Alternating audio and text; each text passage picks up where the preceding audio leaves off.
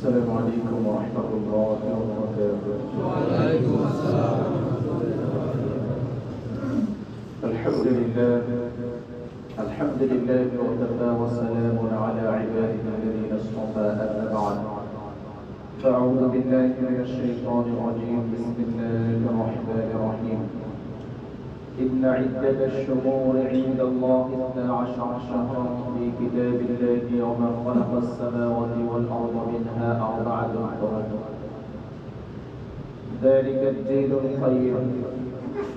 وقال رسول الله صلى الله عليه وسلم: صيام يوم عرفة أحتسب على الله أن يكفر السنة التي قبل والسنة التي بعدها، أو كما قال عليه الصلاة والسلام. صدق الله العظيم وصدق ما قال رسوله النبي الكريم، ونحن على ذلك من الشاهدين والشاكرين، والحمد لله رب العالمين. الحمد لله। আল্লাহ সুবহানাহু ওয়া তাআলা লাখ কোটি শুকরিয়া দিয়ে রব্বুল আলামিন আমাদেরকে সুস্থ রেখে পবিত্র জুমার সালাত আদায় করার জন্য আল্লাহর রহমান মসজিদে আসার বসার তৌফিক দিয়েছেন। এজন্য মহান রব্বে কারীমের কৃতজ্ঞতা জ্ঞাপন হচ্ছে। কালিমাতুশ শুকর আদায় করি, সকলে বলি আলহামদুলিল্লাহ। আলহামদুলিল্লাহ। জিলহজ মাসের একেবারে দৌড়গোড়ায় আমরা পৌঁছে গিয়েছি। জিলহজ মাস অত্যন্ত ফজিলতপূর্ণ একটি মাস, অত্যন্ত গুরুত্বপূর্ণ একটি মাস। জিলহজ মাস এটি হারাম মাসের অন্তর্ভুক্ত। আল্লাহ রাব্বুল আলামিন যে মাসগুলোকে সম্মানিত ঘোষণা দিয়েছেন তার মধ্যে অন্যতম হচ্ছে জিলহজ মাস। মহাগ্রন্থ কোরআনুল কারীমের সূরা তাওবা 36 নম্বর আয়াতে কারিমার মধ্যে আল্লাহ পাক বলেন: ইন্না ইদ্দাতাশ শুহুরি ইনদাল্লাহি 12 শাহরান ফি কিতাবিল্লাহ ইয়াওমা খালাকাস সামাওয়াতি ওয়াল আরদা মিনহা 4 হুরুম যালিকা ad-দীনুল কাইয়্যিম। নবীজি আল্লাহ সুবহানাহু ওয়া তাআলা তিনি ইরশাদ করেন, নিশ্চয়ই মাস সমূহের গণনা আল্লাহর কাছে 12 মাস। যেদিন থেকে আল্লাহ রাব্বুল আলামিন আসমান এবং জমিন সৃষ্টি করেছেন, পৃথিবীর সূচনা হয়েছে, সেই দিন থেকে আল্লাহর গণনায় মাস হচ্ছে 12টি। মিনহা আরবাআতুন হুরুম, যার মধ্যে 4টি মাস হচ্ছে সম্মানিত মাস। যালিকা ad-দীনুল কাইয়্যিম, এটি হচ্ছে প্রতিষ্ঠিত দিন, প্রতিষ্ঠিত বিধান। এই 4 মাসের ব্যাপারে কোরআন বলেনি সেই 4 মাস সংক্ষিপ্তভাবে বলেছে 4টি মাস সম্মানিত। হাদিসের মধ্যে বুখারী শরীফ হাদিস নাম্বার 3197 নবী করিম সাল্লাল্লাহু আলাইহি ওয়াসাল্লাম থেকে বর্ণিত, আল্লাহ নবী সাল্লাল্লাহু আলাইহি ওয়াসাল্লাম এই 4টি মাসের বর্ণনা দিয়েছেন। সেই 4টি মাস হলো সালাসাতুল মুতাওয়ালিয়াত, 3টি মাস লাগাতার ধারাবাহিকভাবে আসে। যুলকাআদা, যুলহজ্জা ওয়াল মুহররম, এগুলো 3টি মাস। আর 4 নম্বর মাস হচ্ছে রজব মাস। তাহলে এই 4টি মাসকে আল্লাহ রাব্বুল আলামিন সম্মানিত করেছেন, তার মধ্যে জিলহজ মাস অন্যতম শ্রেষ্ঠতম একটি মাস। জিলহজ মাস হচ্ছে হজের মাস। এ মাসে হজ করা হয়। জিলহজ মাসে ফজিলতের আরেকটি কারণ হচ্ছে হজের মতো একটি গুরুত্বপূর্ণ ইবাদত এই মাসের মধ্যে করতে হয়। অন্য কোনো মাসে হজ করার কোনো সুযোগ নেই। হজের যে 3টি মাস আছে, 3 মাসের মধ্যে আপনি যদি হজ করতে চান, 3 মাসের মধ্যে আপনাকে ইহরাম করতে হবে। শাওয়াল, জিলহজ, জিলহজ কোরআন আমাদেরকে বলেছে সূরা বাকারা আয়াত নম্বর 197, আল হজ্জু আশহুরুম মা'লুমাত, হজ হয় সুবিদিত মাসগুলোতে, নির্দিষ্ট মাসগুলোতে হজ করতে হয়। এই নির্দিষ্ট মাস কি নবী সাল্লাল্লাহু আলাইহি ওয়াসাল্লাম ব্যাখ্যা দিয়েছেন, সেটা হচ্ছে শাওয়াল, জিলহজ। কোন ব্যক্তি যদি হজ করতে যায়, এই মাসের মধ্যে তাকে ইহরাম বাঁধতে হবে, অথবা সেই ব্যক্তির হজ কবুল হবে না। তাহলে জিলহজ মাস সম্মানিত হওয়ার, ফজিলতপূর্ণ হওয়ার আরেকটি কারণ হচ্ছে এই মাসে হজ করা হয়। জিলহজ মাস ফজিলতের আরেকটি কারণ হচ্ছে এই মাসে কোরবানি হয়। কোরবানি অন্য কোনো মাসে করা যায় না। এই মাসে 10, 11, 12 এই 3 দিনের মধ্যে আমাদেরকে কোরবানি সম্পাদন করতে হয়। এজন্য এই মাসটি সম্মানিত মাস, ফজিলতপূর্ণ মাস। জিলহজ মাসের মধ্যে আবার প্রথম দশক বেশি ফজিলতপূর্ণ। জিলহজ মাসটা ফজিলতপূর্ণ। এই ফজিলতপূর্ণ মাসের মধ্যে প্রথম দশক হচ্ছে সবচেয়ে গুরুত্বপূর্ণ। প্রথম দশকের ফজিলতের ব্যাপারে কোরআন সুন্নাহ আমাদেরকে দিক নির্দেশনা দিচ্ছে। জিলহজ মাসের প্রথম দশের ফজিলত সম্পর্কে কোরআন এবং সুন্নাহ আমাদেরকে কি দিক নির্দেশনা দেয়? মহাগ্রন্থ কোরআনুল কারীমের সূরা ফাজর আল্লাহ সুবহানাহু ওয়া তাআলা কসম করছেন, ওয়াল ফাজর ওয়া লায়ালিন আশর ওয়াশ-শাফঈ ওয়াল ওয়াতর। আল্লাহ সুবহানাহু ওয়া তাআলা যখন কোনো কিছুর কসম করেন, আমরা কসম করি আমাদের কথাটাকে বিশ্বাসযোগ্য করার জন্য। আপনি শ্রোতার কাছে আপনার কথাটাকে বিশ্বাসযোগ্য করার জন্য আপনি কসম করেন। তো আল্লাহ সুবহানাহু ওয়া তাআলার কথা তো সত্য, এই কথায় মিথ্যার লেশমাত্র নেই।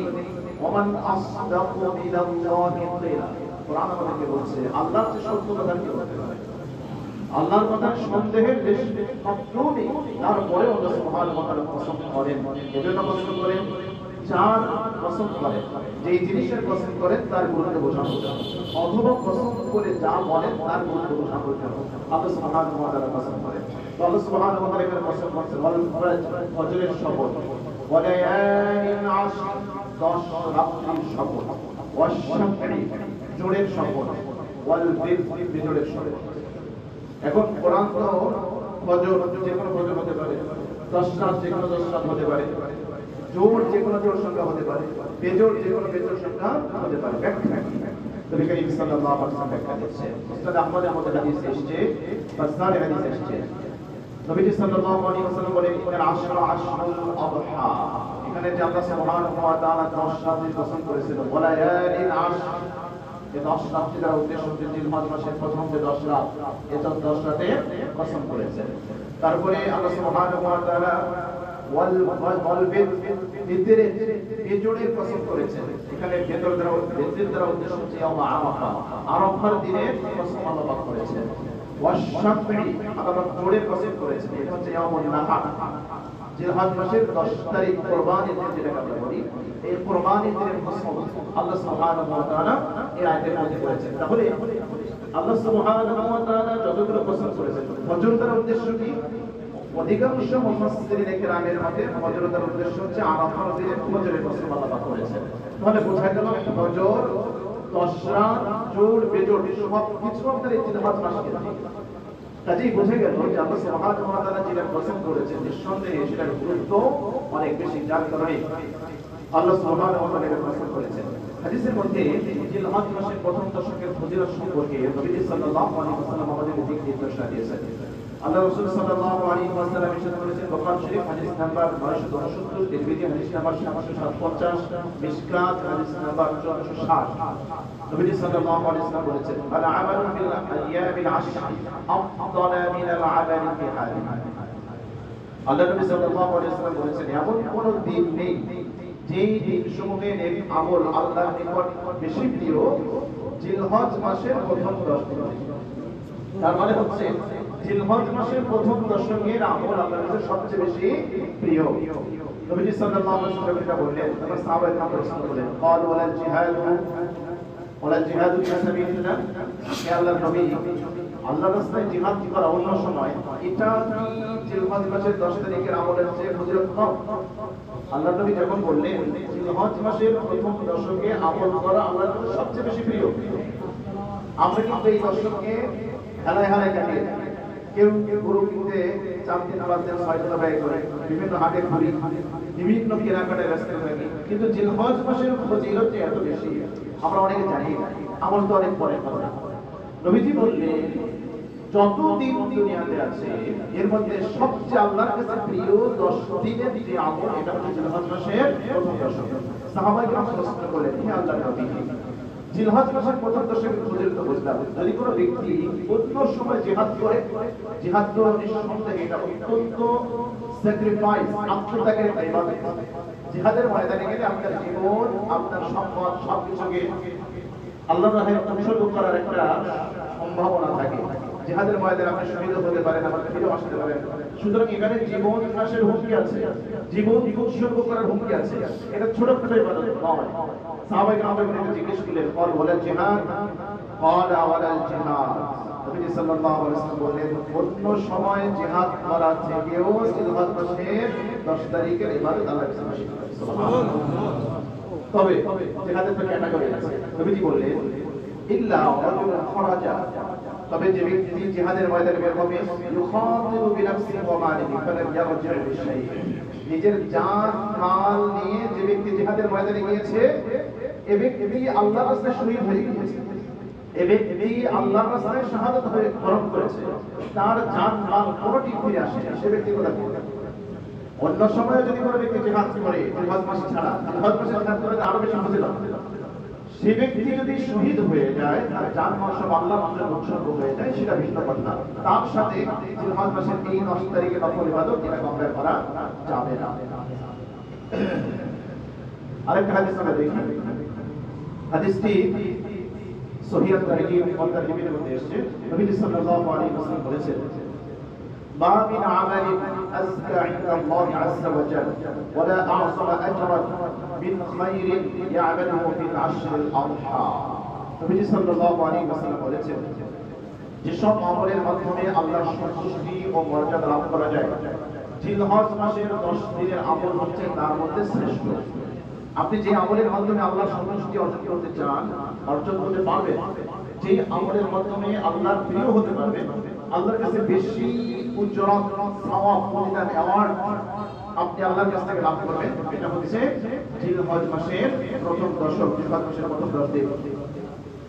এখন জিলহজ মাসে 10 দিনের ফজিলতের কারণ এত ফজিলত কেন?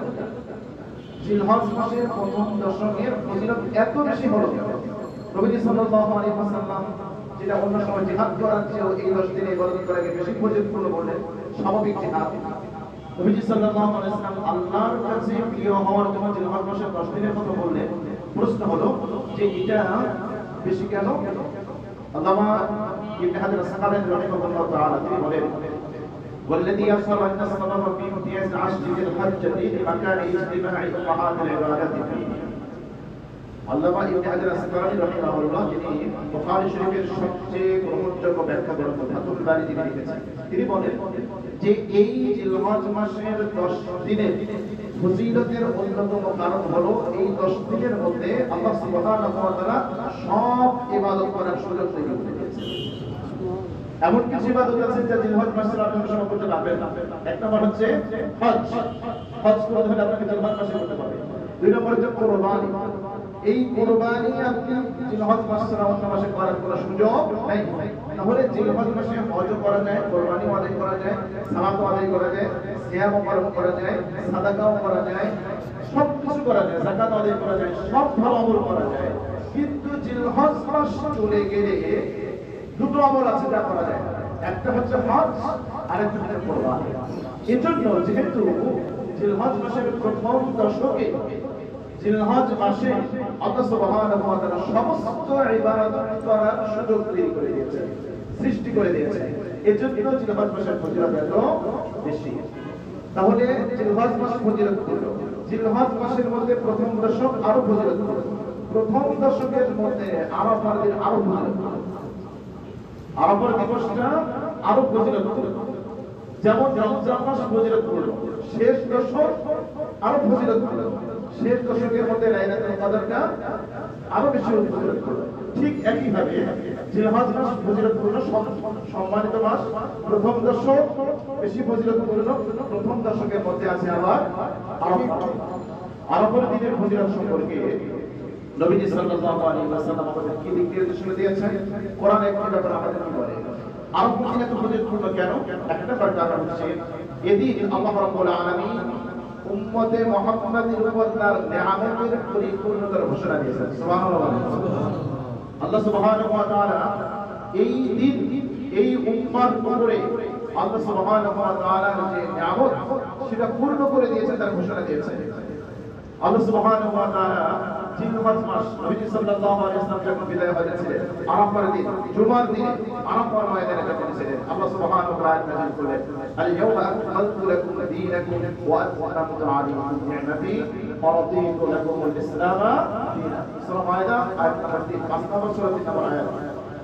আল-ইয়াওমা আকমালতু লাকুম দীনাকুম, আল্লাহ বলেছেন আজ আমি তোমাদেরকে দ্বীন পরিপূর্ণ করে দিলাম, তোমাদের জীবন বিধানকে পরিপূর্ণ করে দিলাম, ইসলামকে কমপ্লিট কোড অফ লাইফ বানিয়ে দিলাম, তোমাদের জন্য পরিপূর্ণ জীবন ব্যবস্থা। এই জায়গায় এসে আমরা মুসলিমরা হুজুর খেয়ে আমরা অনেকে মনে করি যে ইসলাম মনে হয় যেসব কিছু কালচার, যেসব কিছু রীতিনীতি আপনার টোটাল লাইফে যা লাগবে, ইসলাম স্বতন্ত্র একটা জীবন ব্যবস্থা। এটা আপনাকে ভালো করে মনে রাখতে হবে। আপনি যদি পারফেক্ট মুসলিম হতে চান, পিওর মুসলিম হতে চান, আপনার জন্ম থেকে মৃত্যু পর্যন্ত টোটাল লাইফে যা যা আছে সব কিছু আপনাকে ইসলাম থেকে নিতে হবে, তাহলে আপনি পারফেক্ট মুসলিম হতে পারবেন। তা না হলে কখনোই পারফেক্ট মুসলিম হওয়া সম্ভব নয়। নামাজ ইসলাম থেকে নেবেন, অর্থনীতি ইসলাম থেকে নেবেন না, আপনাকে মুসলমানই আমি করব।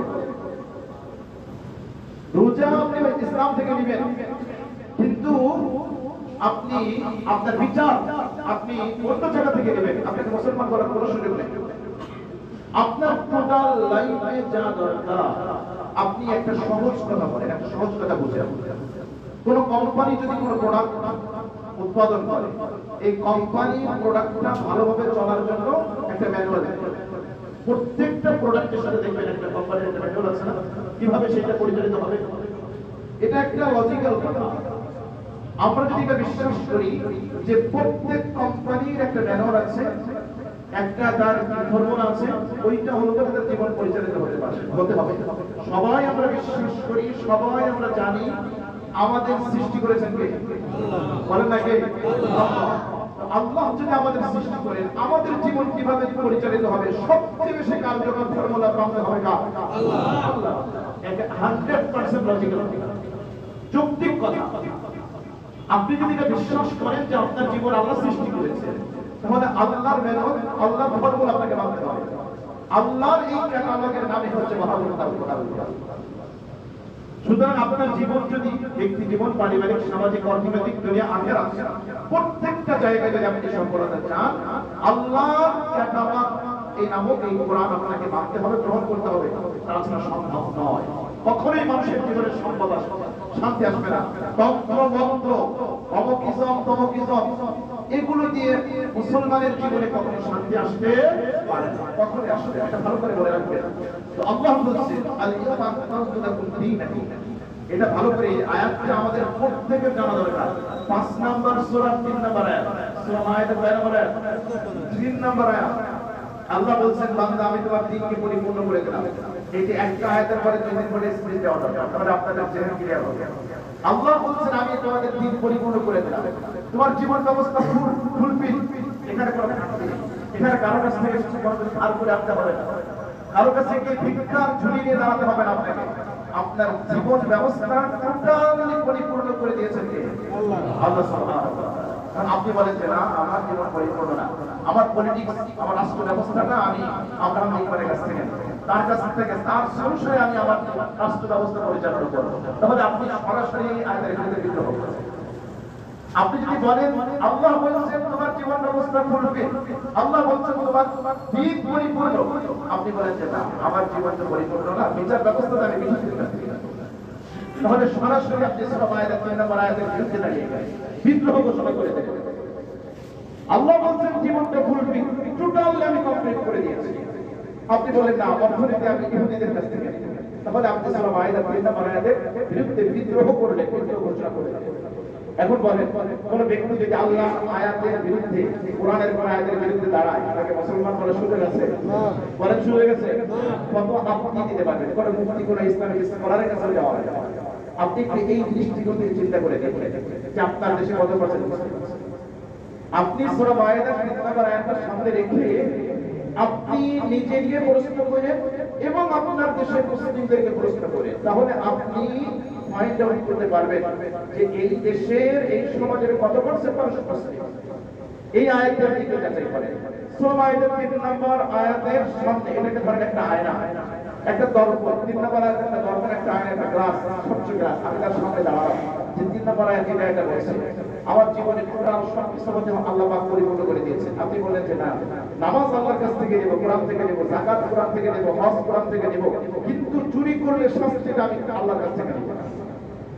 আপনি সবকিছু বললেন যে নামাজ আল্লাহর কাছ থেকে নেব, রোজা ইবাদত আল্লাহর কাছ থেকে নেব, কিন্তু ব্যভিচারের শাস্তিটা এটা আল্লাহর কাছ থেকে নেব। সব বিধান মানি, কিন্তু জেনা ব্যভিচারের এই বিধান কোরআন থেকে নেব না। তাহলে বলেন আপনাকে কেমনে মুসলমান বলা যায় কোরআনের আলোকে? আপনি কেমনে মুসলমান দাবি করবেন কোরআনের আলোকে? ইসলাম তো হিন্দু ধর্মের মতো না যে আপনি হিন্দু ধর্মের চরিত্র গোষ্ঠী উদ্ধার করে দিলে ও হিন্দু ধর্ম ত্যাগ করার কোনো সুযোগ নেই। শরৎচন্দ্র যেটা লিখে গেছেন, আমি আজকে বলবো লিখে যাচ্ছি না, সে ওটা লিখে গিয়েছে। ঈশ্বরচন্দ্র বিদ্যাসাগর, তাদের অনেক লেখালেখি আছে। হিন্দু ধর্ম এমন একটা ধর্ম যে একবার চলাইলে ওখান থেকে সাহায্য করার কোনো সুযোগ নেই। ভাই ইসলাম তো এরকম না। ইসলামের টোটাল প্রিন্সিপাল আপনাকে মানতে হবে, বিশ্বাস করতে হবে, আমল করতে হবে, তাহলেই আপনি পারবেন বুঝতে। তা না হলে আপনাকে মুসলমান বলার কোনো সুযোগ নেই। ভাই যেটা আমরা বলছিলাম যে আল্লাহ রাব্বুল আলামিন আরাফার দিবসে আমাদের জন্য তার নিয়ামতকে পরিপূর্ণ করে দিয়েছেন। সুবহানাল্লাহ। ঘোষণাটা দিয়েছেন কে? আল্লাহ। তাহলে বলেন আমাদের দিন কি পরিপূর্ণ না অপূর্ণ?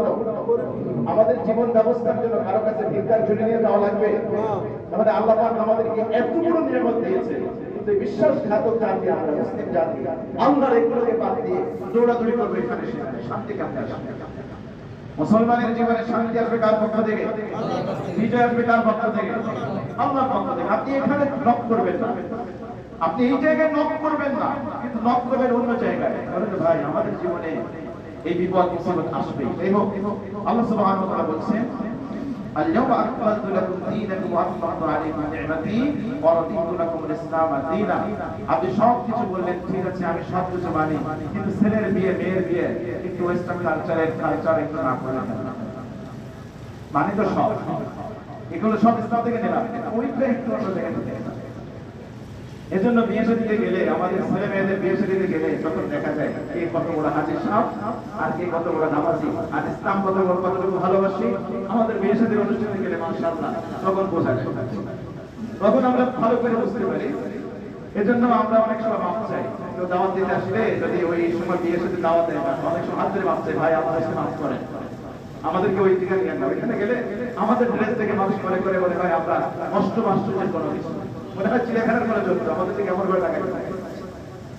যাই হোক, এ হলো বাস্তবতা সমাজে। এই জন্য প্রিয় ভাইয়েরা, জীবনের সব ক্ষেত্রে ইসলাম থেকে আপনি জিলহজ মাসের আরাফার দিনের ফজিলতের অন্যতম একটা কারণ হচ্ছে আল্লাহ পাক এই দিন দিয়ে আমাদের জন্য তার নিয়ামতকে পূর্ণ করে দিয়েছেন। ওমর ইবনে খাত্তাব রাদিয়াল্লাহু তাআলা তার একটা হাদিস শোনাই। হাদিসটি বুখারীতে এসেছে, হাদিস নাম্বার 45, মুসলিমে আসছে 3017 নম্বর হাদিস। أن رجلا من اليهود قال له يا أمير المؤمنين। একজন ইহুদি পণ্ডিত ওমর ইবনে খাত্তাব রাদিয়াল্লাহু তাআলা কাছে এসে বললেন, ইয়া আমিরুল মুমিনিন, হে আমিরুল মুমিনিন। ওমর রাদিয়াল্লাহু তাআলা বললেন হয়েছে কয় আয়াতুন ফি কিতাবিকুম তাকরাউনাহা লাউ আলাইনা মা'আশার ইয়াহুদ নাযালাত লাম তারাদ যালিকা ইয়াওমা ইদা। ইহুদি পণ্ডিত এসে বললেন, হে আমিরুল মুমিনিন, আপনাদের কোরআনে একটা আয়াত আছে, আপনারা সেই আয়াতটা পাঠ করেন। যদি এমন একটা আয়াত আমাদের ধর্মগ্রন্থে আল্লাহ নাযিল করতেন, ওই দিনটাকে আমরা ঈদ হিসেবে কবুল করতাম। তাহলে বলেন আয়াতটা গুরুত্ব আছে না? আরে ইহুদি পণ্ডিত এসে বলছে আল্লাহ আপনাদের কিতাবে এমন একটা আয়াত নাযিল করেছে, যে আয়াতটা যদি আমাদের কিতাবে থাকতো ওই দিনটাকে উৎসব হিসেবে গ্রহণ করতাম। এত চমৎকার এবং এত মর্যাদাপূর্ণ একটা আয়াত আল্লাহ আমাদেরকে দিয়েছে। আল্লাহু আকবার। ইহুদি বুঝেছে, কিন্তু মুসলমান বুঝলো না। ওমর রাদিয়াল্লাহু তাআলা বলেন, বলো তো কোন আয়াতের কথা তুমি বলছো? এখন ইহুদি বলতেছে ওই আয়াতটা হলো আল-ইয়াওমা আকমালতু লাকুম দীনাকুম ওয়া আতমামতু আলাইকুম নি'মাতি ওয়া রাদিতু লাকুমুল ইসলাম দীনান। আল্লাহু আকবার। ইহুদি বলছে এই আয়াত, শোনো আয়াতটা 3 নম্বর আয়াত। এই আয়াতটা যদি আমাদের কিতাবে হতো, আমরা ওই দিনটাকে উৎসব হিসেবে পালন করতাম, যে আল্লাহ আমাদের জন্য তার নিয়ামতের পরিপূর্ণতা, জীবন ব্যবস্থার পরিপূর্ণতার ঘোষণা দিয়েছে, তাহলে আমরা এটাকে গ্রহণ করতাম উৎসব হিসেবে। ওমর রাদিয়াল্লাহু তাআলা বলেন, এই বেটা তুই উৎসব হিসেবে কি গ্রহণ করবি? আল্লাহ তো এই আয়াত এমন দিন নাযিল করেছে যেটা আমাদের জন্য এমনি উৎসবের দিন। আমি জানি যখন এই আয়াত নাযিল হয়, আমি রাসূলের কাছে ছিলাম। ওমর রাদিয়াল্লাহু তাআলা হাদিসের মধ্যে বলছেন যে আমি আল্লাহর রাসূলের পাশে ছিলাম, বিদায় হতে আরাফার দিন, জুমার দিন আল্লাহ রাব্বুল আলামিন আরাফার ময়দানে যখন আল্লাহর রাসূল ছিলেন, তখন আল্লাহ পাক এই আয়াত নাযিল করে দিয়েছেন। আরাফার দিন এমনি ফজিলতের দিন, জুমার দিনকে এমনি শব্দে কি বলা হয়েছে? তো আল্লাহ রাব্বুল আলামিন এই আয়াতকে এটা নির্ধারণ করেছেন। কোরআন এবং হাদিসকে চূড়ান্ত সংবিধান ঘোষণার দিন হলো আরাফার দিন, যেদিন আল্লাহ রাব্বুল আলামিন আমাদের জন্য আমাদের চূড়ান্ত সংবিধান কি হবে এটার ঘোষণা দিয়েছেন। এই আয়াত দিয়ে আল্লাহ পাক জানিয়ে দিলেন মুসলিম উম্মাহর জন্য চূড়ান্ত সংবিধান, তাদের জীবন বলার পথে, জীবন চলার পথে পাথেয় হলো এই আল কোরআন। এটা আল্লাহ পাক এই ঘোষণা দিয়েছেন। নবী সাল্লাল্লাহু আলাইহি ওয়াসাল্লাম বলেছেন, তারাকতু ফীকুম আমরাইন লান তাদিল্লু মা তামাসসাকতুম বিহিমা কিতাবাল্লাহ ওয়া সুন্নাত রাসূলি। আরেক হাদিসের মধ্যে, মুসলিমের এক হাদিসের মধ্যে শুধু কিতাবুল্লাহর কথা বলছেন, তারপরে মুআত্তা মালিক মিশকাতের মধ্যে নবী সাল্লাল্লাহু আলাইহি ওয়াসাল্লামের কথা বলেছেন, কিতাবুল্লাহ ওয়া সুন্নাত রাসূলি। আল্লাহ রাসূল বলেছেন, আমি তোমাদের মাঝে দুটো জিনিস রেখে গেলাম, একটা হচ্ছে আল্লাহর কিতাব, আরেকটা হচ্ছে আমার সুন্নাহ। অর্থাৎ এই কিতাবের ব্যাখ্যা বিশ্লেষণ। যেমন দেখেন সুন্নাহ কেন দরকার। একটু আগেই আল্লাহ পাক ওয়াল ফাজরি ওয়া লায়ালিন আশর ওয়াশ শাফঈ ওয়াল ওয়াতর কয়টা কসম করেছেন? চারটা। এখন ফজর দ্বারা কি উদ্দেশ্য আপনি আল্লাহ রাসূল ব্যাখ্যা করতে জানতেন না? কোরআন আপনাকে বলছে মিনহা আরবাআতুন হুরুম, আজকের আলোচনা 4 মাস সম্মানিত। এই 4 মাস কোনটা? কোরআন আছে? এই 4 মাসের মধ্যে কোরআন আছে? নাই। নবীজি সাল্লাল্লাহু আলাইহি ওয়াসাল্লাম তার ব্যাখ্যা দিয়েছেন।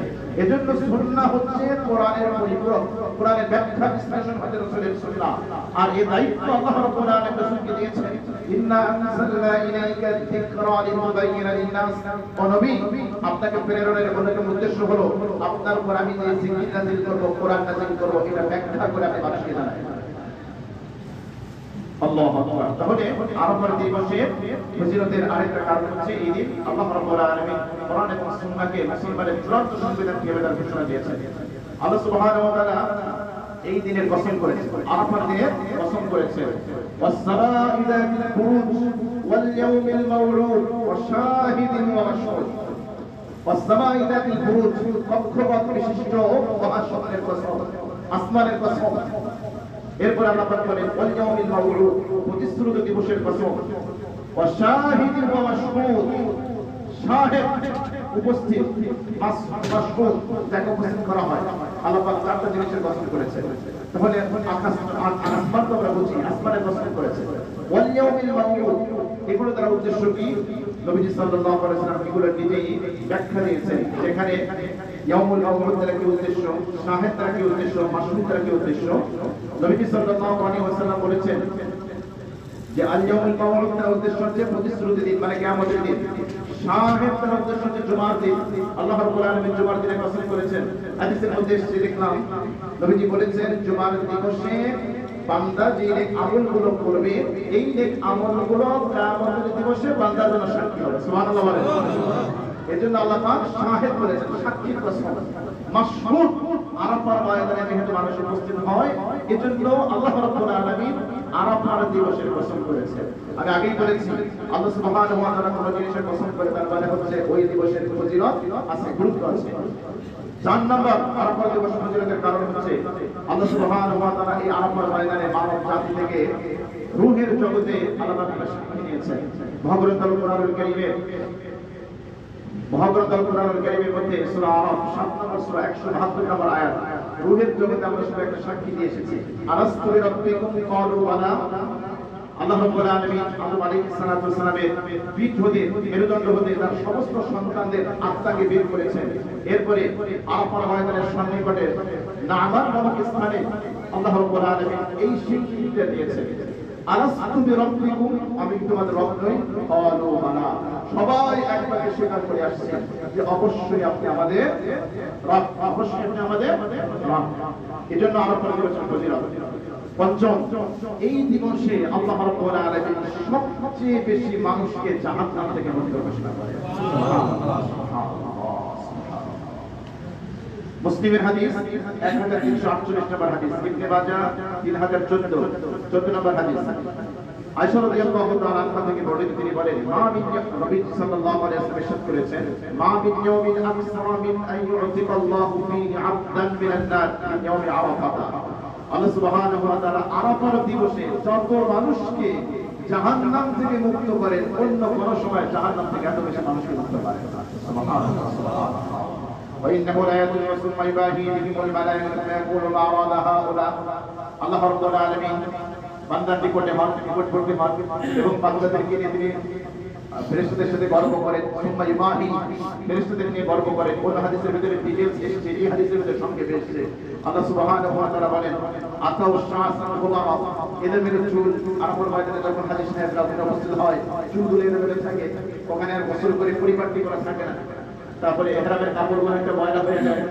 তো ওই জায়গায় যখন অবস্থান করে আল্লাহ সুবহানাহু ওয়া তাআলা বলেন, ও আমার ফেরেশতারা বলো তো দেখি এই সকল বান্দা বান্দীরা এখানে এই অবস্থায় কেন এসেছে? মা আরাদা হাউলা, তারা কি চায় ফেরেশতারা যখন বলে আল্লাহ রাব্বুল আলামিন তারা আপনার কাছ থেকে কৃত অপরাধের জন্য ক্ষমা চায় আল্লাহ পাক বলেন তোমরা সাক্ষী থাকো আমি আমার বান্দা বান্দীদেরকে মাফ করে দিলাম সুবহানাল্লাহ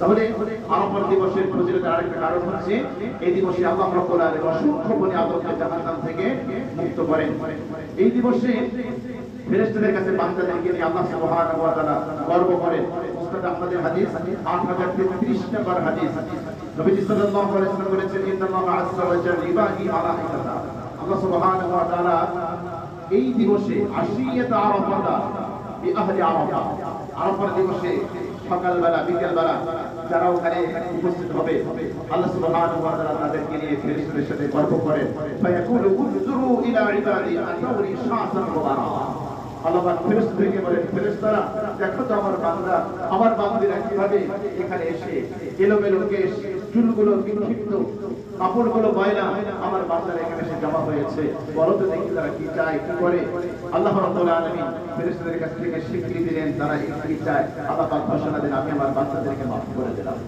এজন্য আনন্দের ময়দান থেকে ওই ব্যক্তি হতভাগা যে ব্যক্তি আরাফার ময়দানে অবস্থান করে ওখান থেকে বের হবে আর মনে মনে ভাববে যে আল্লাহ আমাকে মাফ করেন এর চেয়ে বড় হতভাগা হতে পারে না বরং আত্মবিশ্বাসের সাথে আল্লাহর কাছে দোয়া করতে হবে যে আল্লাহ সুবহানাহু ওয়া তাআলা আমাদেরকে যেন মাফ করে দেন যারা আরাফার ময়দানে জায়গা এবছর যারা যাওয়ার নিয়ত করেছেন যারা ওখানে যাবেন সেখানে গিয়ে আল্লাহ সুবহানাহু ওয়া তাআলা প্যারা বান্দাদের অন্তর্ভুক্ত হবেন আমরা দোয়া করি আল্লাহ রাব্বুল আলামিন সবাইকে হাজি মাবরুর নসিব করেন আমিন এই দিনে সিয়াম আরাফার দিনে রোজার ফজিলত এসেছে নবীজি সাল্লাল্লাহু আলাইহি ওয়াসাল্লাম বলেছেন এটা সহিহ মুসলিমের হাদিস 1162 নম্বর হাদিস আবু দাউদ শরীফের মিশকাত শরীফের হাদিস এসেছে নবীজি সাল্লাল্লাহু আলাইহি ওয়াসাল্লাম বলেছেন সিয়াম ইয়াউমি আরাফা আরাফার দিনে রোজা আহতাসিবু আলা আল্লাহ আন ইউকাফিরা as-সানাতা আল্লাতী ক্বাবলা ওয়াস-সানাতা আল্লাতী বা'দা নবীজি বলেন আমি আশা রাখি যে আরাফার দিবসে রোজা রাখলে আল্লাহ রাব্বুল আলামিন এক বছর পূর্বে এক বছর পরের গুনাহ খাতা মাফ করে দেবেন সুবহানাল্লাহ নফল রোজা এর চেয়ে ফজিলত কোন রোজা আর নাই ফরজ রোজার পরে নফল রোজায় এত ফজিলত সহিহ হাদিসে আর একটা হাদিস আসে না আরাফার দিবসে রোজার ব্যাপারে যেটা এসেছে সুতরাং আমরা এই দিবসে রোজা রাখার চেষ্টা করব জিলহজ মাসের প্রথম দশকে কি কি আমল করব ভালো করে খেয়াল করবেন আমাদের হাতে খুব একটা সময় নেই আমরা খুব সংক্ষেপে বলছি জিলহজ মাসের প্রথম দশকে আপনি কি কি আমল করবেন এই দিবসে জিলহজ মাসের যখন প্রথম শুরু হয়ে যাবে সেদিন আপনার জন্য কিছু স্পেশাল আমল আছে কিছু ব্যাপক আমল আছে ব্যাপক আমল তো আমরা করবই কিছু খাস আমল কিছু আমল মানে ব্যাপক নামাজ রোজা সাদাকা যেগুলো আপনি স্বাভাবিকভাবে করেন এগুলো তো আপনি করতে থাকবেন কোনো সমস্যা নাই কিন্তু এটা ছাড়া কিছু কাজ আছে যেগুলো শুধুমাত্র জিলহজ মাসের প্রথম দশকের সাথে খাস এরকম কিছু আমল আছে আমরা এরকম আমল এক নাম্বার হচ্ছে চুল নখ বর্ধন না করা জিলহজ মাসের 1 তারিখ আসার আগে আপনি জিলহজ মাসের আসার আগে শাওয়াল জিলকদ জিলহজ জিলকদ মাসের 29 তারিখ 30 তারিখের জন্য অপেক্ষা করবেন জিলহজ মাসের 29 তারিখেই আপনি আপনার মুখ আপনার নখ আপনার পরিষ্কার পরিচ্ছন্নতা যা দরকার আপনি এটা করে নেবেন জিলহজ মাসের যখন শুরু হয়ে যাবে 4 হয়ে যাবে এরপর এগুলো থাকবে একেবারে ঈদুল আযহা ইয়াউমুন নাহর জিলহজ মাসের 10 তারিখে আপনি কুরবানি করে তারপরে এগুলো দিয়ে পরিষ্কার পরিচ্ছন্ন হবে যেটা হাদিসের মধ্যে এসেছে সহিহ মুসলিমের এসেছে হাদিস নাসাঈ মিশকাত শরীফের হাদিস নবীজি সাল্লাল্লাহু আলাইহি ওয়াসাল্লাম বলেছেন ইদা দাখালা আল-আশর ওয়া আরাদা আহাদুকুম আন ইউদাহহিয়া যখন জিলহজ মাসের প্রথম দশক শুরু হয়ে যায় আহাদ আল-আশর জিলহজ মাসের প্রথম দশক শুরু হয়ে গেল ওয়া আরাদা আহাদুকুম আন ইউদাহহিয়া এবং তোমাদের কেউ যখন কুরবানি করার ইচ্ছা করে ফালা ইয়ামাসসা মিন শা'রিহি ওয়ালা বাশারিহি শাইআ নবীজি সাল্লাল্লাহু আলাইহি ওয়াসাল্লাম বলেছেন সে যেন তার নখ তার চুল তার চামড়া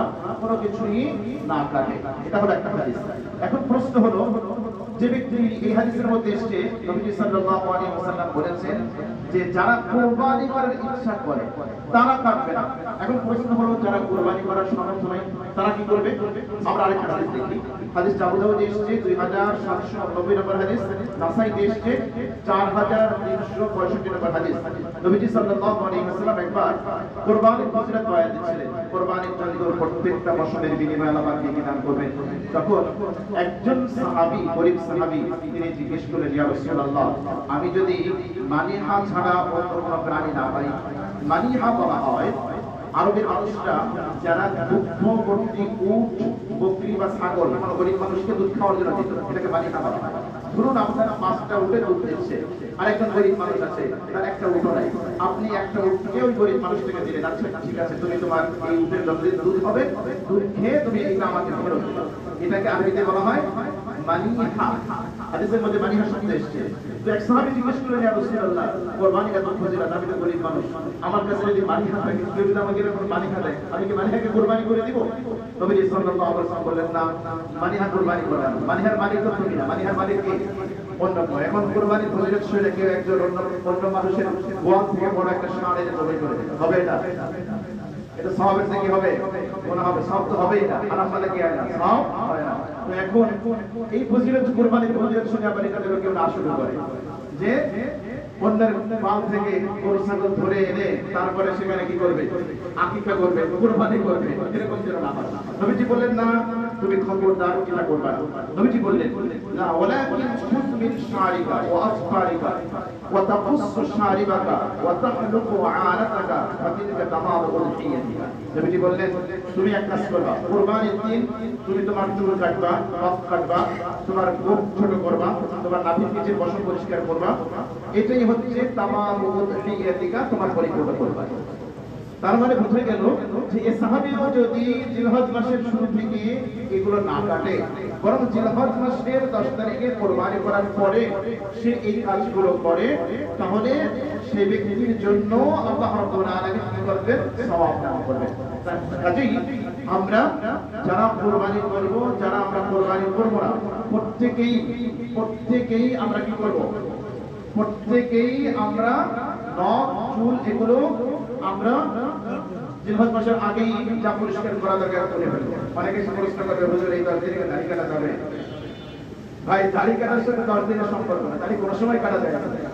শুধুমাত্র এই জিলহজ মাসের 10 তারিখের সাথে এই মাসআলা না, এই মাসআলা সব সময়ের জন্য, এই মাসআলা আমাদের সব সময়ের জন্য। জিলহজ মাসের 65 দশকের আরেকটা গুরুত্বপূর্ণ আমল হচ্ছে নবীজি সাল্লাল্লাহু আলাইহি ওয়াসাল্লাম, এটি নাসাই হাদিস সহিহ। নবীজি সাল্লাল্লাহু আলাইহি ওয়াসাল্লাম কানা ইয়াসুমু 9 মিন যিল-হিজ্জাতি ওয়া ইয়াম আশুরা ওয়া 3 আইয়াম ইলা আখির হাদিস। নবীজি সাল্লাল্লাহু আলাইহি ওয়াসাল্লাম জিলহজ মাসের 1 থেকে নিয়ে 9 তারিখ পর্যন্ত রোজা রাখতেন। এটা রাসূলের অন্যতম একটা গুরুত্বপূর্ণ আমল। জিলহজ মাসের 1 তারিখ থেকে নিয়ে 9 তারিখ পর্যন্ত রোজা রাখা, এটা রাসূলের গুরুত্বপূর্ণ আমল। প্রত্যেক মাসের 3 দিন এই হাদিসের মধ্যে এসেছে। সোমবার, বৃহস্পতিবার নবীজি রোজা রাখতেন, এই হাদিসের মধ্যে এসেছে। সুতরাং আল্লাহ রাসূল সাল্লাল্লাহু আলাইহি ওয়াসাল্লামের অনুকরণে আলহামদুলিল্লাহ আল্লাহর অনেক বান্দা বান্দী আছে যারা পুরো জিলহজ মাসের 9 তারিখ রোজা রাখে। অনেক মুসলিম আমাদের আছে আলহামদুলিল্লাহ, আমরা তাদের জন্য দোয়া করি। যারা রাখার হিম্মত নাই তাদের জন্য দোয়া করি, আল্লাহ যেন তাদেরকে রাখার হিম্মত দান করে, আমিন। আমরা জিলহজ মাসে আরেকটা গুরুত্বপূর্ণ আমল হচ্ছে আরাফার দিবসে দোয়া করা।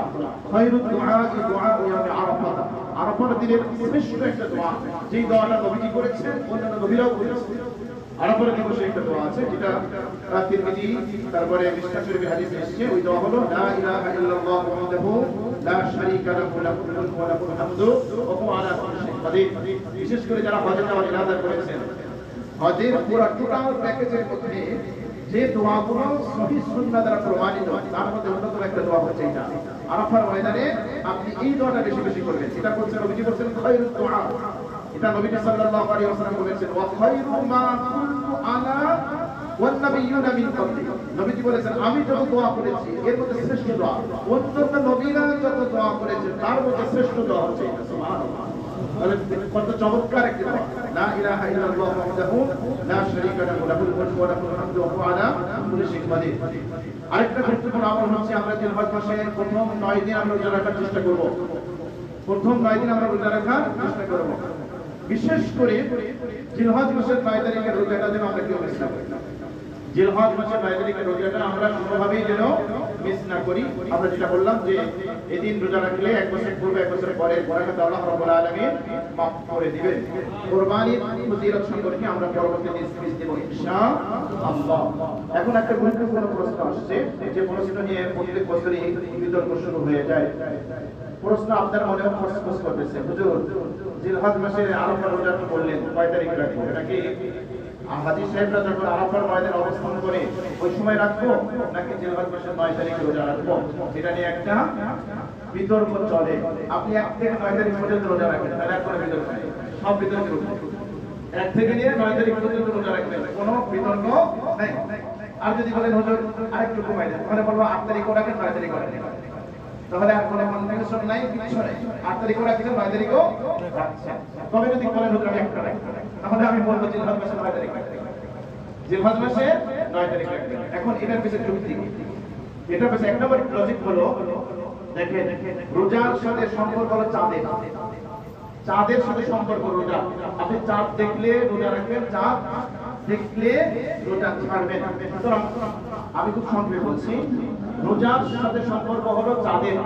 আপনি চাঁদের সাথে রোজা রাখবেন, চাঁদের যখন আপনার হিসেবে যখন জিলহজ মাসের 9 তারিখ হবে এই দিন রোজা রাখবেন, এটা হচ্ছে সবচেয়ে নিরাপদ। 2 নম্বর হচ্ছে পৃথিবীর যেখানে 9 জিলহজ হবে তারা সেই অনুপাতে রোজা রাখবে, এটা সবচেয়ে নিরাপদ। 3 নম্বর কথা হচ্ছে আরাফার রোজা, এটা হাজীদের অবস্থানের সাথে যদি আপনি নির্দিষ্ট করেন। অনেক সময় আমরা টেলিভিশনে হাজী সাহেবদেরকে আরাফার ময়দানে অবস্থান করতে দেখি, তখন মনে করি যে এইটুকু আরাফার সময়। তো আপনি যদি অতটুকুই নির্দিষ্ট করেন তাহলে বহু মানুষ আরাফার ফজিলত থেকে বঞ্চিত হয়ে যাবে। কিভাবে? ধরেন সৌদি আরবে আরাফার সময় হচ্ছে যাওয়ালের পর থেকে, জোহরের পর থেকে নিয়ে সূর্যাস্ত পর্যন্ত মূল সময়। পৃথিবীর অনেক দেশ আছে ওই সময় যখন কি দিন থাকবে না রাত্রে থাকবে, পৃথিবীর অনেক দেশ আছে ওই সময় কি থাকবে, রাত থাকবে না, তাহলে তাদেরকে আপনি আরাফাত থেকে মাহরুম করে দেবেন।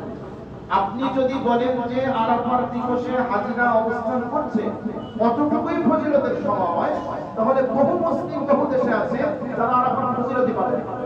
কেন? ওই সময় তারা ঘুমায় আছে, ওই সময় তাদের ওখানে রাত অথবা সকাল। হ্যাঁ, আমাদের সাথে 3 ঘন্টা বা ডিফারেন্স আছে, আপনি কয়েক ঘন্টা পাবেন। আপনার এখানে আগে সন্ধ্যা হয়েছে, ওখানে 3 ঘন্টা পরে সন্ধ্যা হবে, তার মানে আপনি পুরো সময়টা পাবেন না, একটু সময় পাবেন। যাওয়ালের পর থেকে মাগরিব পর্যন্ত সময় যদি আমরা 6 ঘন্টা ধরি, তাহলে 3 ঘন্টা আপনার থেকে কাটা আপনি পাচ্ছেন না। যদি ওই সময়টাকে নির্ধারণ করেন যে আরাফার ময়দানে হাজীরা যখন অবস্থান করবে অতটুকুই হচ্ছে আমার ফজিলতের সময়, অন্য সময় না, তাহলে আপনি পাবেন 3 ঘন্টা। বহু দেশ আছে যারা টোটালি একটু পাবে। 2 নম্বর আরেকটা লজিক হলো, যদি ওইটার সাথে খাস করি তাহলে ফজিলত যদি অতটুকু রোজার ফজিলতটা যদি আরাফার ময়দানে অবস্থান করার জন্যই হয়, তাহলে বলেন হাজী সাহেবকে রোজা রাখে মানে হাজী সাহেবরা 9 তারিখ যারা থাকে আরাফার ময়দানে তারা কি রোজা রাখে? তাহলে ফজিলতটা যদি আপনি ওই জায়গার সাথে খাস করেন তাহলে তো ওইখানে যারা অবস্থান করে তাদের রোজা রাখা ফরজ হয়ে যাবে বা ওয়াজিব হতো বা ফজিলতপূর্ণ হতো। অথচ ইসলামের কনসেপ্ট হলো, বিধান হলো হাজীদের জন্য রোজা রাখা মাকরুহ। কেন মাকরুহ? কারণ আরাফার ময়দানে অবস্থান করা হলো ফরজ। ওইখানে যে পরিমাণ গরম থাকে, আর আমাদের দেশের মানুষ যে ওইখানে এমনি নাজেহাল হয়ে যায়, পানি ঢালতে হয়, খাইতে হয়, পানি কাম করতে করতে জান চলে যায়, যে পরিমাণ গরম থাকে আরাফার ময়দানে, তো ওইটা পানি শুরুতে ঢুকবে, এখন আপনি জামান আদায় করতে গিয়ে আপনি কলেজে চলে যেতে পারেন। সেজন্য হাজী সাহেবদের জন্য রোজা রাখা মাকরুহ। এখন আপনি যদি জায়গার সাথে ফজিলত করেন, ওই জায়গায় যারা অবস্থান করছে তাদের জন্য রোজা রাখা মাকরুহ, ওটা হয়ে গেল না। কাজেই বোঝা গেল যে এটা ওইটুকুর সাথে ফজিলত নয়। ফজিলত আরাফার দিবসের রোজা মানে জিলহজ মাসের 9 তারিখে রোজা। কাজেই আমরা এটা নিয়ে যেন আমরা কনফিউজ না হই। আমি আগে বলেছি, যদি আপনি কনফিউশন থেকে একদম দূরে থাকতে চান তাহলে 1 তারিখ থেকে 9 তারিখ পর্যন্ত রোজা রাখুন, 1 তারিখ থেকে 9 পর্যন্ত রোজা রাখুন। আর আপনি যদি আমাদের দেশে যেই দিন জিলহজ মাসের 8 তারিখ হবে, 8 তারিখ হবে, ওই দিন যদি আপনি ধরেন যে এই দিন আরাফার দিন, তো আরাফার দিবসের পরের দিনই তো কুরবানি। আরাফার দিবসের পরের দিন কুরবানি না, কুরবানি তো করেন না। আরাফার দিন যদি জিলহজ মাসের 9 তারিখ হয় আর আপনি বলেন যে না আমি সৌদির ওইটাই মানব, ওইটাই আমাকে করতে হবে, ওইটাই আমার জন্য আরাফার দিন, তাহলে আরাফার দিবসের পরের দিন কি কুরবানি? কুরবানি আপনি করেন না, সেটাও তো রোজা রাখেন। ঈদের দিন রোজা রাখা যায় না? না যায়। এর জন্য সবচেয়ে নিরাপদ হলো পৃথিবীর যেখানে যেখানে হবে জিলহজ মাসে 9 তারিখ আসবে ওই দিন আপনি রোজা রাখবেন। আল্লাহ সুবহানাহু ওয়া তাআলা বান্দার শব্দের বাইরে কোনো কিছু চাপিয়ে যাবে লা ইউকাল্লিফুল্লাহু নাফসান ইল্লা উসআহা। আপনি অসম্ভব কোনো কিছু ইসলাম আপনার উপর চাপিয়ে দেবে। কাজেই আপনি ধরেন এমন জায়গা আছে পৃথিবীর এমন জায়গায় অস্ট্রেলিয়া বা আরো দিকে এমন জায়গা আছে যেদিন আরাফার দিবসে রাত থাকে। এখন যদি আপনি ওই সময়টাকেই রোজা রাখা ফরজ করে দেন বা জরুরি করেন বা ফজিলতের সাথে কাজ করেন, ওই ব্যক্তিদের রাতের বেলা রোজা রাখা জরুরি হয়ে পড়ে। এখন বলে রাতের বেলা রোজা রাখলে রোজা হবে। কাজেই সবচেয়ে বিতর্কের ঊর্ধ্বে সবচেয়ে নিরাপদ হচ্ছে জিলহজ মাসের 9 তারিখে শরীকে রোজা রাখা। কোনো বিতর্ক নেই। অস্ট্রেলিয়াতে রোজা 9 তারিখ হবে, তারা রোজা রাখবে। আরো দূরে গিয়ে 9 তারিখ রোজা রাখবে, আমরা 9 তারিখ রোজা রাখবো। আপনি বলবেন হুজুর আল্লাহর কাছে আরাফার দিবস কয়টা? দিন রাতের হিসাব ভাই বায়ুমণ্ডলের নিচে, উপরে কোনো দিন রাতের হিসাব নেই। দিন রাতের হিসাব কোথায়? দিন রাতের হিসাব কোথায়? বায়ুমণ্ডলের নিচে না? উপরে কি আপনার ওইখানে কি দিন রাত বলতে কিছু আছে? শুধু এই ধরনের অবান্তর প্রশ্ন। আর যদি বলেন তো আল্লাহর কাছে এটা কি অসম্ভব? এক এক মানুষ এক এক সময় পালন করে, এটা আল্লাহর কাছে হিসাব রাখতে অসম্ভব। আমার হিসাব রাখতে আল্লাহ তো আপনার এখানে কি বসিয়ে দিয়েছে, মানে ডিভাইস লাগাই দিয়েছে। কুরআন আমাদের বলছে ওয়াকুল্লু ইনসানিন আলসামনাহু তায়রাহু ফি উনুকি। আল্লাহ বলেন প্রত্যেক ব্যক্তির গিবায় আমি তার পাখিকে লটকিয়ে দিয়েছি। আপনার আমলনামা অটোমেটিক্যালি করে হচ্ছে, ডিভাইস এখানে সব রেকর্ড করছে। আমাদের দিবসে অনুখরিত লাহু ইয়াউমাল কিয়ামাতি কিতাবা ইয়ালকাহু মানশুরা। আমি এটা খুলে দেব আর বলবো ইকরা কিতাবা, তুমি তোমারটা পড়ো। সুতরাং এটা অবান্তর প্রশ্ন করে আমরা নিজেরা কনফিউজ না হই, কনফিউশনের মধ্যে না পড়ি। আল্লাহ সুবহানাহু ওয়া তাআলা আমাদের সবাইকে জিলহজ মাসের পবিত্র উদ্যাপন করে, বিশেষ করে জিলহজ মাসের প্রথম দশকে আমরা যে ইবাদত বন্দেগী করে আল্লাহর সান্নিধ্য নৈকট্য অর্জন করতে পারি, আল্লাহ আমাদেরকে তৌফিক দান করেন। আমিন।